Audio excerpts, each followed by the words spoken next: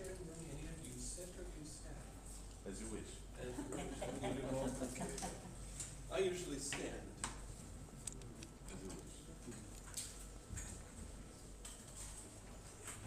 You may lie down. I did have a professor who did that. Yeah, he would he'd walk into walls and stare up at the ceiling, and then he would just lay down. And, Like in Greece. yeah, well, you know, I was thinking maybe Cambridge too. Some of those professors Yeah.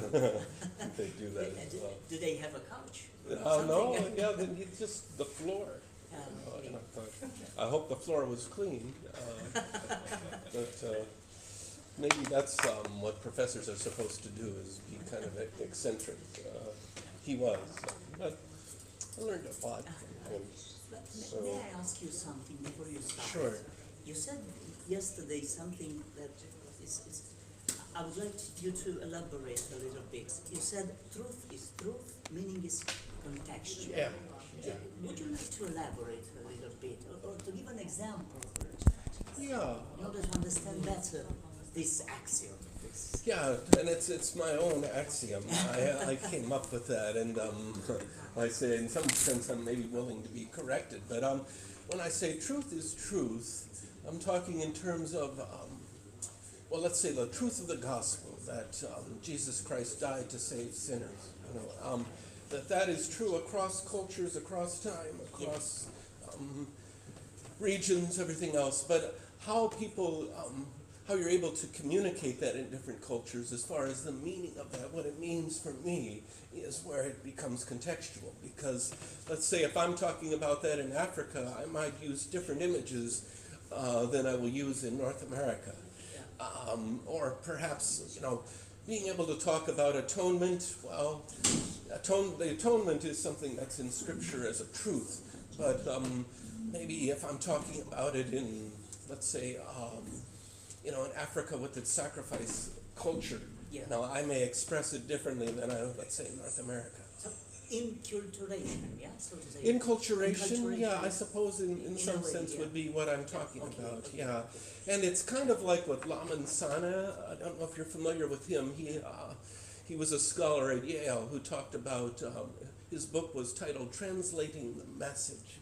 You know, the message stays the same, but you have to translate it into different cultures and societies. And his point was that Christianity is the most translated religion in the world, whereas Islam, you know, if you want the authoritative text, it has to be in Arabic, right?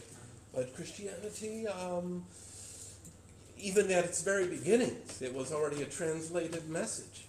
You know, even if you look at the Gospels, perhaps Matthew's Gospel was written in Aramaic first, according to you know what we read in the Meritorian fragment, and then translated into Greek. So I think that's kind of what I was trying to get at with that. Does that make sense? Yes, of course. Yeah. But what's the name of this scholar you mentioned? No? Oh, the scholar is Laman, L-A, yeah, I can write it up here, sure. And he was a friend of ours in our work in Africa, so his name is Laman Sana. And the title is Translating the Message. Oops, it's supposed to be an L, sorry. Translating the Message. Yeah. He was a scholar at Yale that became involved with our ancient Christian commentary, kind of working in Africa.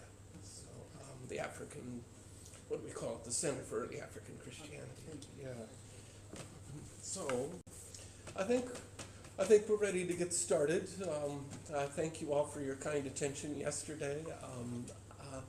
You know, yesterday I was trying to give a kind of an overview and how it applies to the church. Today I will be focusing more on the shall we say, the Christian narrative, if you will, as the fathers present it.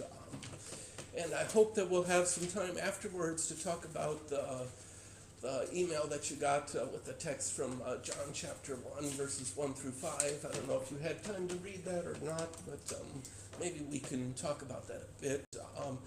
And then tomorrow we'll be looking at more of the specifics of how how the fathers read scripture in terms of their hermeneutics, if you will, getting into that in more detail about their kind of intensive reading of scripture, if you will, that I'm planning on looking at. So that's the kind of trajectory of where we're going. So I think I will start off with today's topic, which is Christocentric exegesis. So let's see if I make sure I have this turned on. There we go.